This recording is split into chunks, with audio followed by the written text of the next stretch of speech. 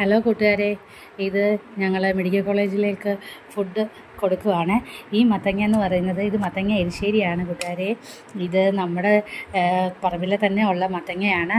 ഇന്ന് ഞങ്ങൾ അവർക്ക് ഫുഡ് കൊടുക്കാനാണ് ഒരുങ്ങുന്നത്.